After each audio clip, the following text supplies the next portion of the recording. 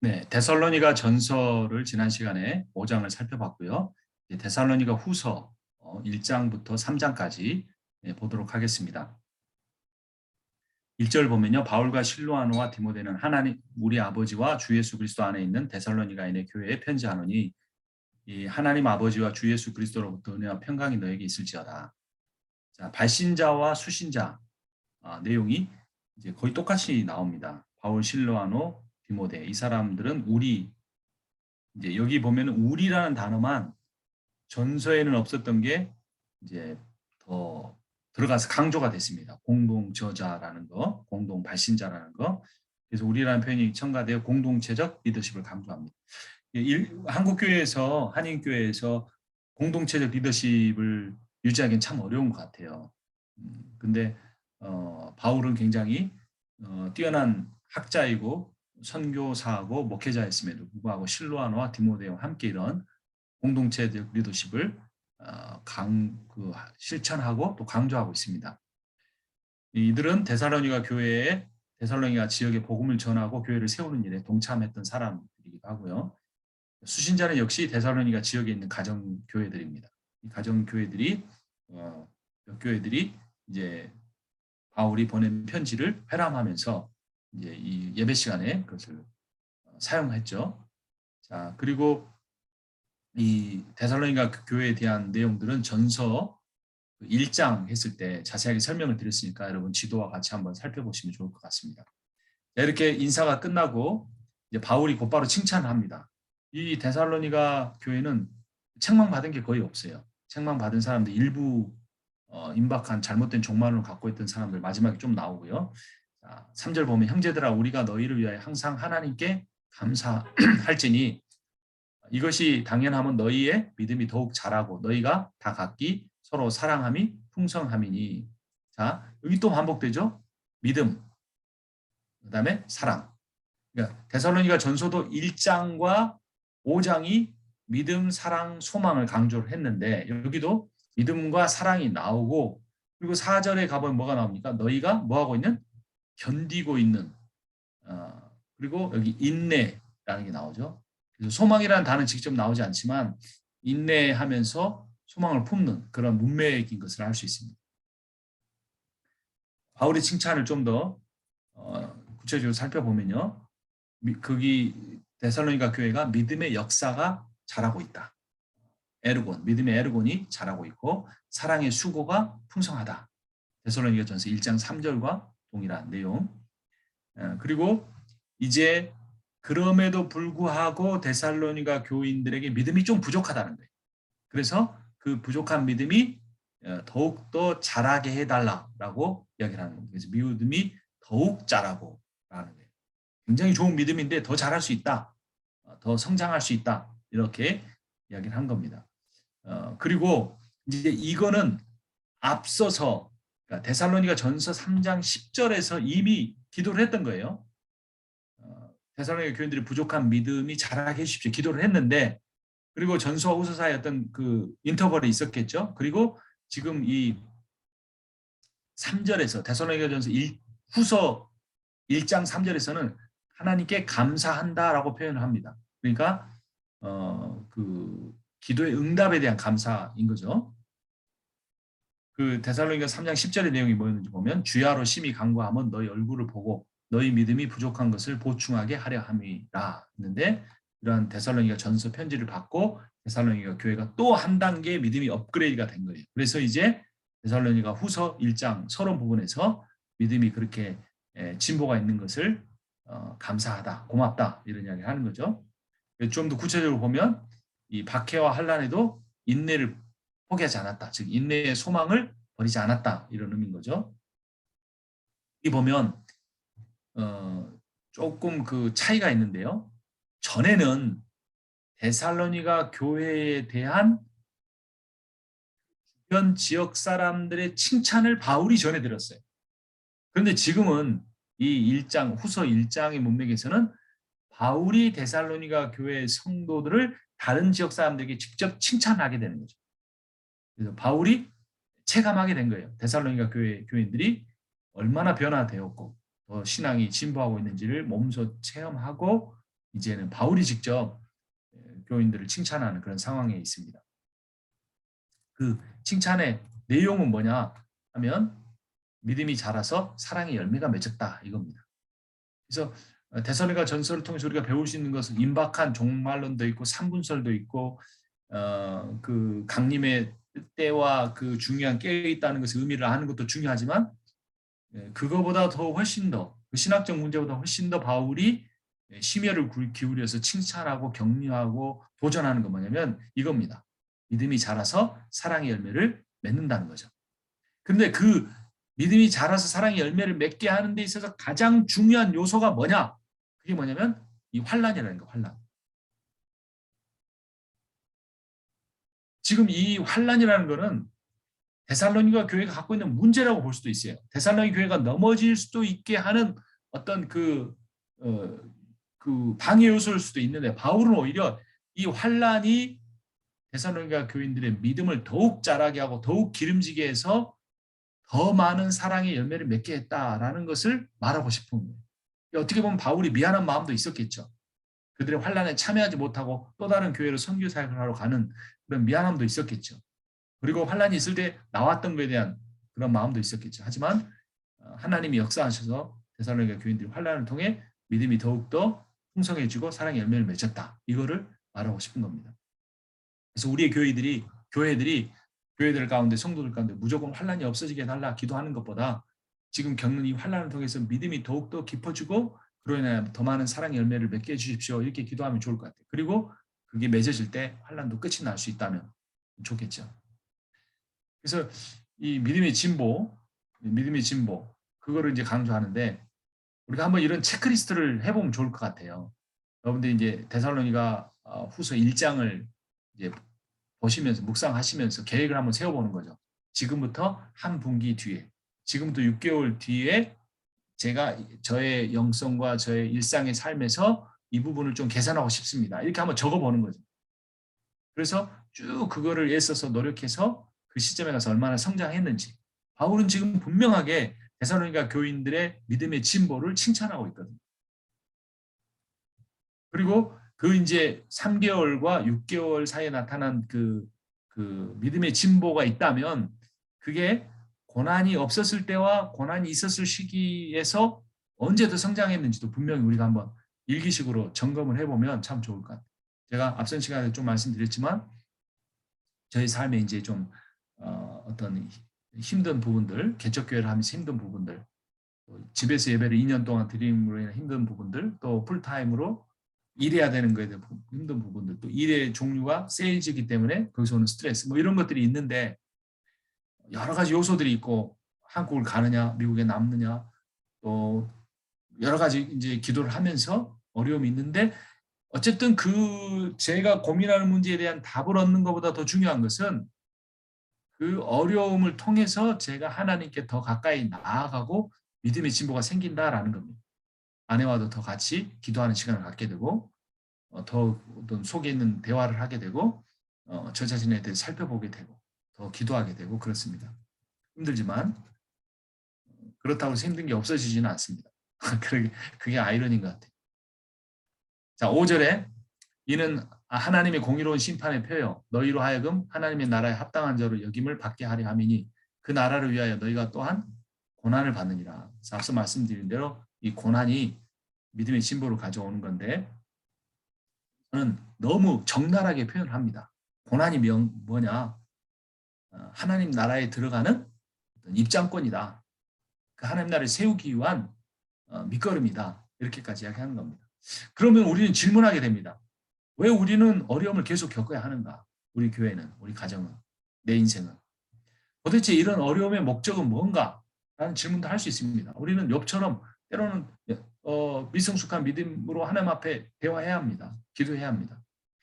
자, 그것을 이 5절은 뭐라고 말합니까? 환난은 공의로운 심판의 표다.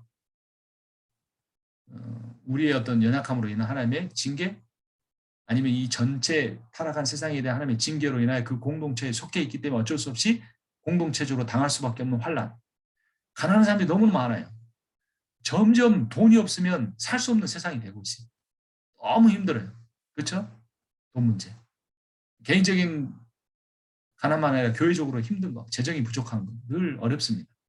성도들 삶이 어려운 것도 그렇고. 자, 환란의 목적 또 하나 뭐냐? 하나님 나라에 합당한지를 가리는, 옥석을 가리는 기준이 된다는 겁니다. 환란은 무조건 지나가면 된 게 아니에요. 환란을 통해 반드시 내가 하나님 나라에 합당한 자라는 것을 하나님 앞에 보여드려야 합니다. 하나님 나라를 위하여 환란을 받습니다. 자, 그래서 고난 받는다라고 하는 이 표현이 헬라어로 파스케테인데 현재형입니다. 그러니까 그 바울이 복음을 전하던 당시에도 그 환란이 있었잖아요. 그래서 바울이 도망가게 한 거죠. 데살로니가 전서 당시에도 환란이 있었고, 데살로니가 지금 후서를 쓰는 지금 당시에도 고난이 계속되고 있는 거예요. 고난은 현재형이에요. 고난은 없어지지 않습니다. 크고 작거나 우리가 그걸 느끼거나 못 느끼거나 그 고난을 고난 그대로 받거나 아니면 우상의 고난으로 그 뭐죠? 약화도 아니고 순화도 아니고 물 고난은 계속 있습니다. 자, 이런 생각하게 됩니다. 저 사람은 저렇게 평안하게 사는데 왜 내 삶에만 고난이 있는가? 그렇다면 나의 고난은 언제까지 계속돼야 하는가? 이런 질문을 했는데 동문서답을 합니다. 언제, 왜 답을 해주지 않아요. 그냥 고난이 유익이다. 고난이 유익인 거 구원에 관해서 창세기 5장, 50장 20절 당신들은 나를 헤아려 하였으나 요셉이 말합니다. 하나님은 그것을 선으로 바꾸사 오늘과 같이 많은 백성의 생명을 구원하게 하시려 하셨나니. 바울이 구덩이에 빠지고 노예로 팔리고 감옥에 갇혔던 그 모든 고난이 구원을 위한 것이라는 거죠. 그다음에 순종을 위한 것. 시편 119편 67절 고난 당하기 전에는 내가 그릇 행하였더니 이제는 주의 말씀을 지키나이다. 순종하게 된 거죠. 고난을 통해서. 다음은 훈련. 로마서 8장 17절 자녀이면 또한 상속자 곧 하나님의 상속자여 그리스도와 함께한 상속자니 우리가 그와 함께 영광을 받기 위하여 고난도 함께 받아야 할 것입니다. 상속자 훈련이죠. 생각하건대 현재의 고난은 장차 우리에게 나타날 영광과 비교할 수 없도다. 상속자 훈련이 끝나면 어마어마한 것들을 상속을 받으니까. 고난도 사역을 위한 것이기도 합니다. 고린도후서 1장 4절 우리의 모든 환난 중에서 우리를 위로하사 우리로 하여금 하나님께 받는 위로로서 모든 환난 중에 있는 자들을 능히 위로하게 하시는 이시로다. 그리스도의 고난이 우리에게 넘친 것 같이 우리가 받은 위로도 그리스도로 말미암아 넘치는도다. 사역하는 거죠. 그 똑같은 고난을 겪어보지 않으면 절대로 그 고난을 겪고 있는 사람을 위로할 수 없습니다. 아픈 자녀를 두지 않는 부모는 아픈 자녀를 둔 부모를 함부로 위로하려고 하면 안 돼요. 상처가 더 남습니다. 그래서 목회자의 삶에 고난이 있는 게 문제시 되는 게 아닙니다. 우리는 그 고난을 통해 환난당하는 자를 이해할 수 있고 예수 그리스도의 성육신을 배우게 되는 거죠. 그래서 고난은 산고와 같다. 왜냐하면 고통을 통해 고난을 통해 내가 새로운 피조물로 다시 태어나고 완성되어 가기 때문입니다. 에베소서 2장 10절을 보면 우리는 그가 만드신 바라 그리스도 예수 안에서 선한 일을 위하여 지으심을 받은 자니 이 일은 하나님이 전에 예비하사 우리로 그 가운데서 행하게 하려 하십니다. 그래서 만드신 바라라고 하는 이 단어가 걸작품이라고 하는 뜻을 가지고 있습니다. 여기 보면 그리고 걸작품이 포이에마예요. 그러니까 제품과 걸작품의 차이는 뭡니까? 제품은 똑같은 게 계속 양산되는 거죠. 아무리 비싸도 절대적 가치가 없어요. 근데 걸작품은 예술가가 만든 하나밖에 없는 작품이기 때문에 그런데 그게 이 진행형입니다. 수동태 진행형. 계속 우리는 만들어지고 있는 과정 중에 있고 진흙이 짓이겨지고 불에 구워지는 것은 고통스럽지만 그가 걸작품이 되는 과정입니다. 우리의 인생에서도 고난도 마찬가지 의미를 갖죠. 자, 6절부터 보면요.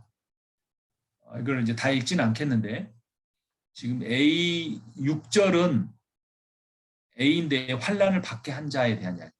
그래서 그들에게 환란으로 갚으시겠다 이렇게 이야기하고요. 반대로 7절에는 환란은 받은 자의 이야기가 나옵니다. 그들에게는 안식으로 갚으신다. 대조가 되고 있죠. 이제는 좀 표현 방법을 바꿉니다. B는 복종하지 않은 자에게 멸망의 형벌을 내리신다. 8, 9절. 그 다음에 10절은 성도들에게는 영광과 놀라움을 그들에게 받는다. 그러니까 환란을 받게 한 자 악인들이죠. 복종하지 않은 자도 악인입니다. A, B이고 환란을 받은 자나 성도들은 선인이죠. 하나님 편에 속한 백성들. 그래서 그들이 이렇게 나중에는 전혀 다른 결과를 맞이하게 될 것이다라는 거죠. 그래서 이게 데살로니가 교회 교인들을 향한 하나님의 위로죠. 지금 여러분들이 환난을 받지만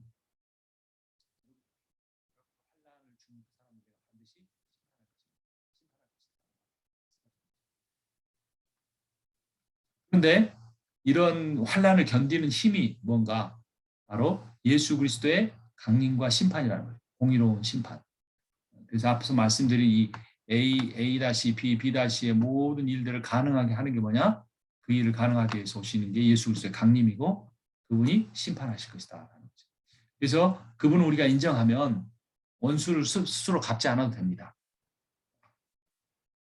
데살로니가서 1장 10절 말씀을 보면 또 죽은 자들 가운데서 다시 살리신 그의 아들이 하늘로부터 강림하실 것을 너희가 어떻게 기다리는지 말하니 이는 장래의 노하심에서 우리를 건지시는 예수시니라. 그래서 그분이 하늘로부터 내려오셔서 우리는 그 하나님의 심판에서 구원해 주시고 우리를 괴롭게 했던 데살로니가 교인들을 환난 가운데 두었던 사람들을 심판하신다 이런 내용이죠. 그래서 어려움 겪을 때 억울한 일을 당할 때 내 반응이 어떤가 한번 묵상해 볼 필요가 있습니다. 저도 성격이 굉장히 꼼꼼하다면 꼼꼼하고 어려운 일까지는 참는데 억울한 일은 잘 못 참는 것 같아요. 그리고 반드시 그거를 내가 참더라도 시시비비를 가리고 참아야 하는 이런 좀 성격인 것 같아요. 별로 좋은 성격이 아닌 것 같아요. 그런데 어떻게 해야 됩니까? 공의로우신 예수를 바라보면 그분께 맡기는 편입니다. 그러면 침묵하고 있으면 하나님이 시간이 되면 다 밝혀주시는데 목회자가 나서서 다 내가 옳다, 저 사람이 잘못됐다 이러면 CCTV가 밝혀진 뒤에도 목사에게 남는 것은 불명예밖에 없을 수 있는 거죠.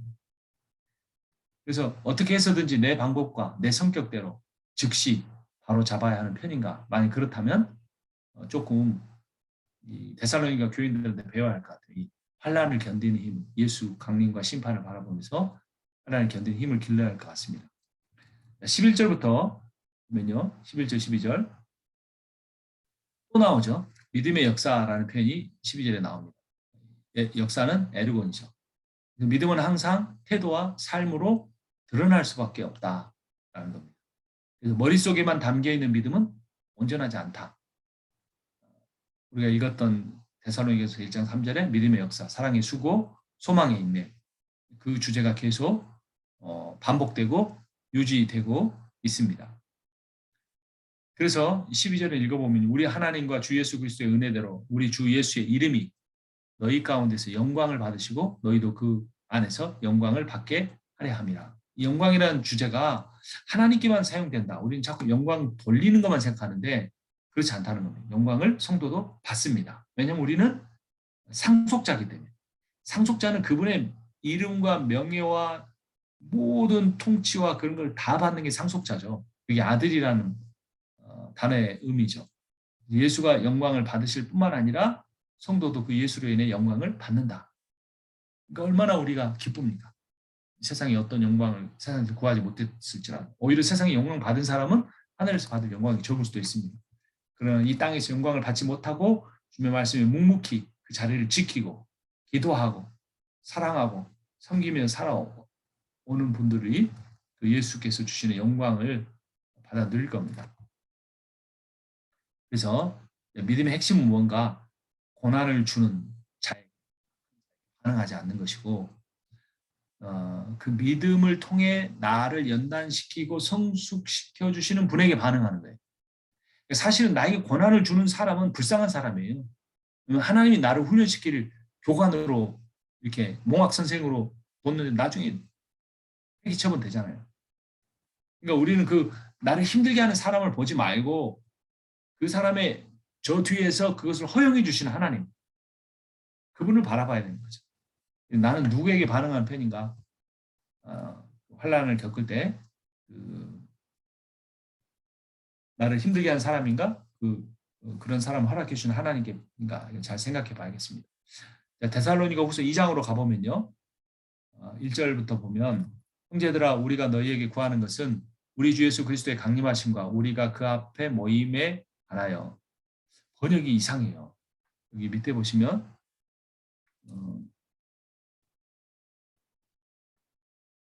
밑으로 내려가서 좀 머니까 밑에 내려가서 다시 보도록 하겠습니다.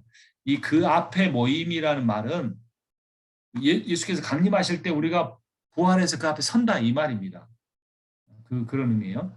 자, 2절 영으로나 또는 말로나 또는 우리에게서 받았다는 편지로나 주의 날이 이르렀다고 해서 쉽게 마음이 흔들리거나 두려워하거나 하지 말아야 한다는 것이라.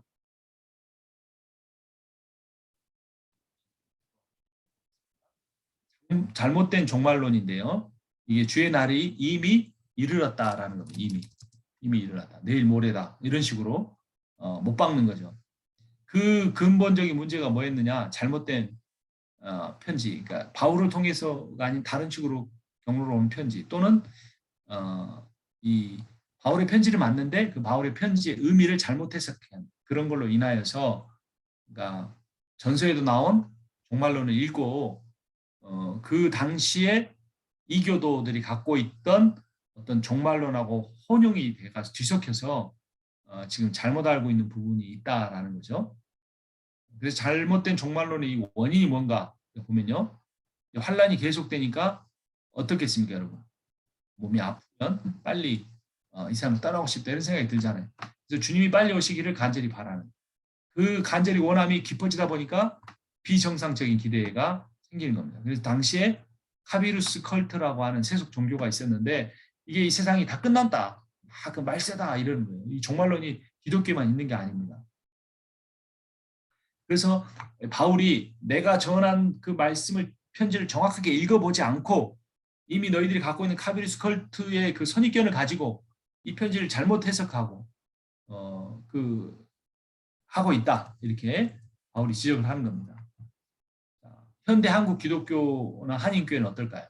자연스럽게 받아들이고 있고 장로교, 감리교의 핵심이라고 생각하지만 성경적이지 않는 요소, 이교적인 요소가 많습니다.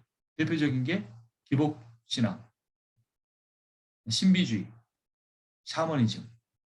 샤머니즘은 뭡니까? 샤먼이라고 하는 게 무당이에요. 그 무당이 인간과 신을 그 영매가 돼서 연결시켜 주는 거죠. 좀 고상하게 말하면 제사장이고 또 목사를 그런 존재로 잘못 생각하는 경우도 있어요. 물론 목사가 더 하나님 앞에 기도를 많이 하고 말씀에 끼어 있기 때문에 기도해 주면 더 응답이 있을 수 있겠지만 목사가 샤먼이 아니라는 거죠. 목사여야만 하는 건 아니죠. 그 사람이 개인적으로 말씀과 진리와 성령에 깨어 있는 사람이면 기도가 응답이 있을 것이고 목사라는 직책으로만 그렇게 되는 건 아닌 거죠. 예를 들면 이런 부분들처럼 교회 안에 어떤 세속적 요소, 이방 종교적 요소가 들어와 있는 부분은 없는지 살펴봐야 합니다. 자, 그래서 왜 지금 아직 그 임박한 예수님이 내일 모레 오시는 게 아닌가라는 답을 주는데 먼저 무슨 일이 있어야 한다? 배교하는 일이 있어야 된다. 그리고 3절에 보면 불법의 사람 또는 멸망의 아들이 나타나야 한다. 그가 어떤 일을 하느냐? 모든 것 위에 높아질 것이다. 또 자신을 자칭 하나님으로 신격화해야 할 것이다. 이만희가 대표적인 존재죠. 총회장이라고 했다가 하나님이라고 했다가 재림예수라고 했다가 이리저리 온갖 이야기를 하는데 그런 사람들에게 유혹을 당하는 사람들이 있다는 것이 안타까운 일이죠. 그만큼 교회가 영향력을 잃어가고 있다는 겁니다. 성경을 잘 하고 또 무엇보다도 공동체성이 상실됐기 때문에 그 이단들은 그걸 굉장히 결속력이 강하죠. 그래서 조심하라고 경고합니다. 2절에서는 교회 내부적으로 신학적으로 미혹될 가능성에 대해서 주의하라고 합니다. 교회 외부에서는 정치적으로 미혹될 가능성에 주의하라. 자, 2절하고 3절을 잠깐 다시 한번 보면요. 교회 내부적인 건 뭐냐면 영으로나 또는 말로나 또는 우리에게서 받았다는 편지로나 주의 날이 이르렀다고 해서 쉽게 마음이 흔들리거나 두려워하거나 하지 말아야 한다는 것이다. 이건 교회 안에서 이제 잘못된 종말론을 가르치는 거고요. 교회 외부적으로는 뭐냐? 누가 어떻게 해도 너희가 미혹되지 마라. 먼저 배교하는 일이 있고 저 불법의 사람, 곧 멸망의 아들이 나타나기 전에는 그날이 이르지 아니하리라. 그래서 어떤 황제라든가 그들이 자기를 우상화했죠. 그 시저가 자기를 하나님이라고 하고 그의 아들 옥타비아누스 양자를 하나님의 아들이라고 이야기하는 그런 부분들이 나타난다는 거죠. 그래서 교회는 교회 안에서 신학적으로 잘 이게 정립이 되어 있어야 하기도 하고 그뿐만 아니라 이 세상의 그 정치나 이거에 대해서 뭐 구체적인 정치 누구를 지지하는 이런 게 아니고 전혀 세속 정치에 대한 본질을 알 필요가 있겠죠. 그래서 지도자에게 분별력이 필요합니다. 교회와 성경의 메시지만 아니라 세상과 시대 정신에 대해서도 분별력을 가져야 하고 그것을 위해서 가장 필요한 것은 뭐냐면 독서입니다. 독서. 독서를 하지 않으면 성경을 백날 PBS를 하고 성경을 아주 파고 다 외워도 안 돼요. 자기 신학교에서 3년 배운 그 틀을 어떻게 벗어나겠습니까? 신학 서적도 많이 읽어야 되지만 인문학 서적도 읽고 성경이 모든 걸 다 말해주지 않기 때문에 이 세상 정치의 본질이 뭔지 경제가 어떻게 악한지 구조적으로 뭐가 문제인지 이런 것도 공부를 해야 되는 거죠. 그래야 마지막 때 불법의 사람이 나타나서 정치적으로 모든 문제를 해결하고 갑자기 우크라이나 러시아 전쟁을 종식시키고 유럽 연합과 그 나토와 이런 그 소련이나 중국과의 그 모든 관계를 해소시키고 막 그 종교 간의 갈등을 없애고 그러면 목사들이 아마 다 손들고 이렇게 그 사람을 추앙하게 될지도 몰라요. 그런데 그런 분별력을 우리가 뭐 하루아침에 얻게 되는 건 아니지만 독서해야 됩니다. 그리고 목사들끼리 교제하면서 그걸 쉐어할 수 있어야 됩니다. 어쨌든 미혹하는 사람은 있습니다. 미혹하는 자에게 책임이 분명히 있고 반드시 심판을 당합니다. 하지만 미혹을 당하는 사람에게도 책임이 있습니다. 미혹을 당하는 사람을 구성원을 갖고 있는 교회도 책임이 있습니다. 그만큼 그들에게 성경을 가르치지 않았고 그들에게 하나님의 사랑을 경험하지 못했기 때문일 수도 있죠. 물론 다 모든 걸 책임질 수는 없지만 어쨌든 함께 심판을 당합니다. 다른 사람을 핑계로 내 잘못이 무마되지 않는다는 겁니다. 자, 그러면 이 본문의 의미는 뭔가인데요. 이 본문의 의미가 아니고 이 1절이나 이 몇 9절에 대한 의미가 잘 애매한 게 있는데 앞에서 이미 설명을 드렸죠. 1절에 그 앞에 모인다는 것은 세번역에서는 그분 앞에 모이는 일입니다. 재림 예수, 강림 예수 앞에 이제 부활에 서는 거 그걸 의미하는 거고요. 영으로나 또는 말로나 편지로나라는 표현은 영으로라는 표현은 성령을 소멸하지 말라는 바울의 가르침이 있었는데 그러다 보니까 너무 영성 하다가 종말론이라 이 모든 것까지 다 영적으로 해석해 버리는 거예요. 그렇게 하지 말아라 라는 그런 의미입니다. 각 구절과 비교해서 보시면 될 것 같아요. 쉬었다 하겠습니다.